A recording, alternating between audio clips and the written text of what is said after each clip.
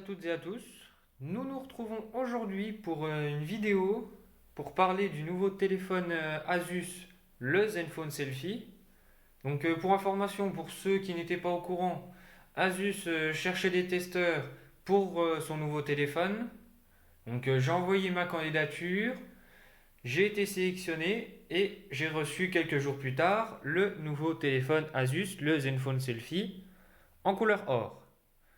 Donc le Zenfone Selfie possède 32 Go de mémoire interne et 32 Go de mémoire RAM. Donc niveau connectivité, on retrouve le Wi-Fi, le Bluetooth, le NFC, la compatibilité avec la 4G, en plus de la compatibilité avec la double SIM. Donc niveau taille, le, le Zenfone Selfie fait 5,5 pouces, donc une taille relativement correcte, sans pour être autant trop gros. Donc on retrouve à l'avant, ici, un capteur de 13 mégapixels et à l'arrière, un capteur aussi de 13 mégapixels. Tous les deux dotés d'un flash. Donc, auparavant, moi, j'avais un Asus Zenfone 2 551 ml. Donc la différence entre les deux, c'est que le Zenfone 2 possédait 4 Go de mémoire RAM au lieu de 3 pour celui-ci. Et sur le Zenfone 2, je n'avais qu'une caméra de 13 mégapixels située à l'arrière. Car à l'avant, j'avais une caméra de 5 mégapixels sans flash.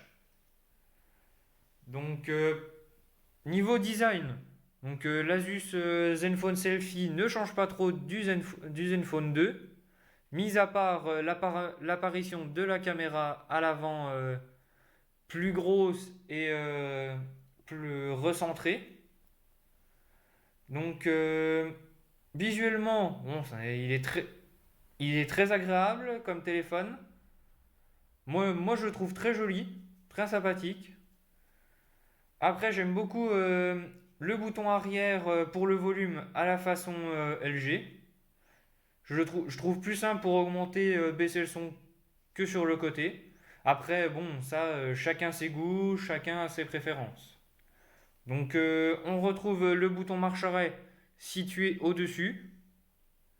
Donc, moi, je trouve que ça permet d'éviter de déverrouiller le téléphone accidentellement quand on le met dans sa poche.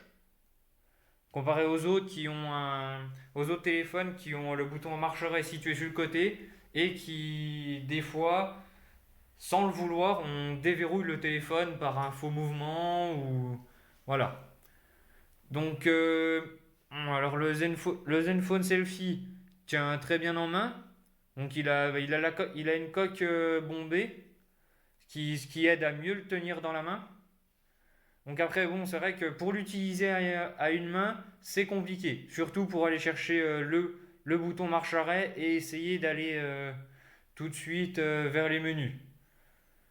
Après, niveau menu, donc moi je le trouve très, très bien présenté.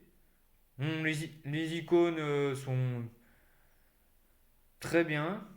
C'est très joli, très agréable à l'œil. Donc les menus sont relativement fluides par rapport à certains téléphones où des fois on a un petit temps de réaction. Donc moi comme téléphone je le trouve très facile à utiliser. Il est vraiment bien, vraiment accessible à n'importe qui. Donc sa batterie, bon, même en utilisant le Wi-Fi, en utilisant les données mobiles, il tient une journée. En, en, en l'utilisant de manière régulière pour envoyer des messages, des appels, aller sur les réseaux, pour aller sur les réseaux sociaux. Donc, non, moi je trouve, niveau batterie, il tient très bien. Après, pour moi, il y a seulement deux bémols. Donc, le premier, c'est l'emplacement de la carte SD et, et des cartes SIM.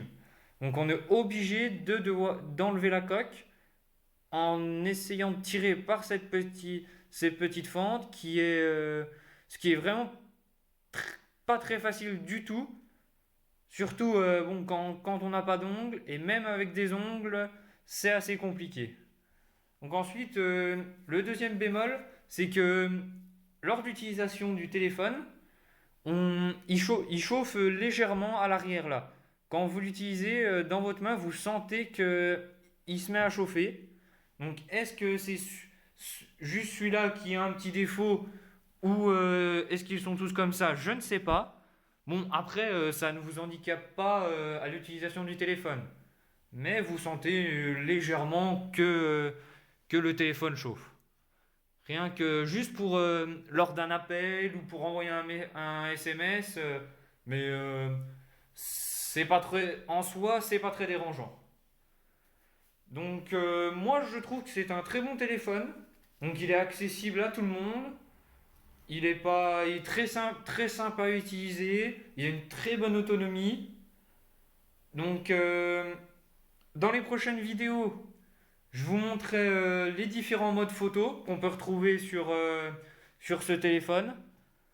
Donc Asus nous a mis plusieurs façons de prendre des photos. Donc voici, on a la retouche d'image, le selfie panoramique, le mode auto, manuel, haute définition, voilà, le ralenti. Donc tous ces modes sont pour la caméra avant ainsi que pour la caméra arrière. Donc aussi dans les autres vidéos, je vous montrerai diverses fonctionnalités comme celle-ci où on peut passer l'écran du téléphone sur un autre écran tel qu'une télé, un ordinateur euh, et puis d'autres fonctionnalités que je vous ferai découvrir ou que si vous connaissez déjà, je vous montrerai sur l'Asus Zenfone Selfie comment elle fonctionne. Donc moi, je vous souhaite une bonne journée. J'espère vous retrouver dans ma prochaine vidéo. Et j'espère que je vous apporterai plus d'informations sur l'Asus Zenfone Selfie.